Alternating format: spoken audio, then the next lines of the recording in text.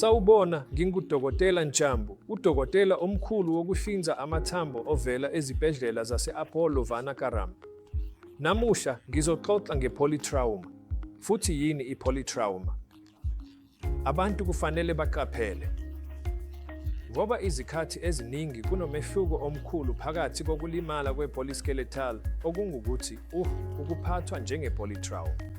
Uma kukhona ukuphuka kwamathambo amaningi, kubizwa ngokuthi ukulimala kwe-polyskeletal. Yiziphi izinto okufanele uzazi ku-polytrauma? Okubaluleke kakhulu lapho isiguli se-polytrauma sifika kumuntu oshonile, ilungelo elisuka esigulini lithathwa endaweni yokulimala kuya esimweni esiphuthumayo. Yonke inqubo kufanele ilandelwe ngokushesha.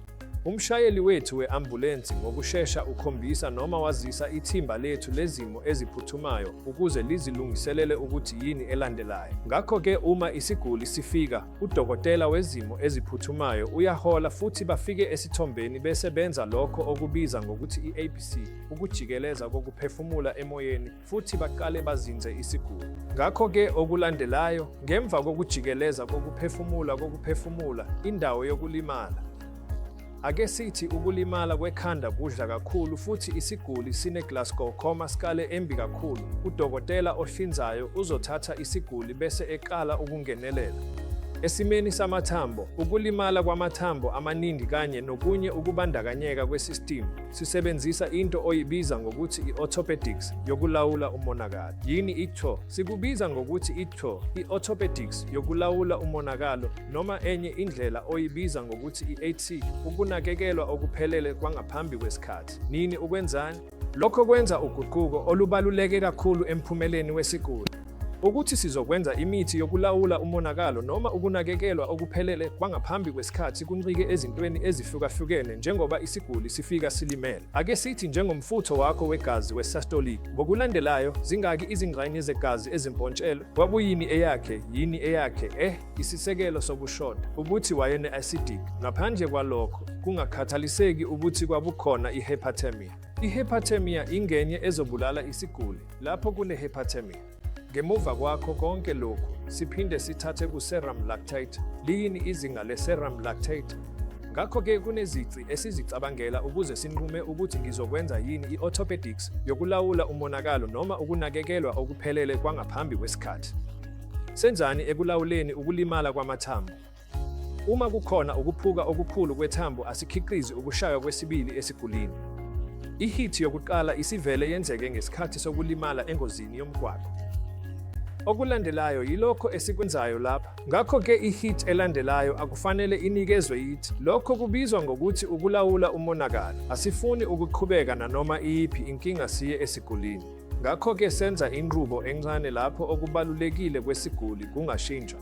Ngesikhathi esifanayo, ukwelashwa okuthile kunikezwa ukuze amathambo azinzile ngefomu elifana. Uyazi, isilungisi sangaphandle esikhundleni sokwenza i-intramedullary nailing ngokuvuselela i-femur noma i-tibia futhi senze inqubo enkulu. Senza ifixatha yangaphandle futhi sizinzise isiguli. Ngisho ukuphuka kwe-pelvic, okuphuma igazi, senza ifixatha yangaphandle siqinisekise ukuphuma kwegazi kuboshwe. I-hemodynamics yesiguli iyaqiniswa, sibheka isiguli amahora angu-24 ku-72. Lokhu esikubiza ngokuthi isikhathi lapho ingoma yesibili ingenzeka khona. Kusukela osukwini lwesibili kuya kwesihlanu, siqinisekisa ukuthi isiguli sizinzile, yonke imikhiqizo yegazi inikezwa. Uma isiguli sesizinzile, siyasithatha siyosiyisa ekwelashweni okuyinhloko njengokufakwa kwe-nail noma i-internal fixation emva kosuku lwesihlanu noma lwesithupha. Ngisho nasezimeni zokuphuka okuvulekile, senza i-external fixata bese siwahlanza kahle. Siqinisekise ukuthi isiguli asitholi luhlobo oluthile lwegciwane, futhi sibe sesenza ukwelashwa okuhle esigulini.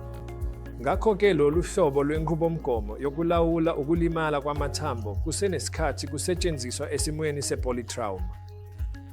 Lokhu kwenzeka kuphela ngesinqumo sikadokotela ohlinzayo wamathambo. Ngakho-ke ngilapha ukuze ngikutshele mayelana i-polytrauma kanye nokwelashwa kwayo kokuqala kokuthi i-TO noma i-AT isetshenziswe kanjani esigulini se-polytrauma. Ngiyabonga.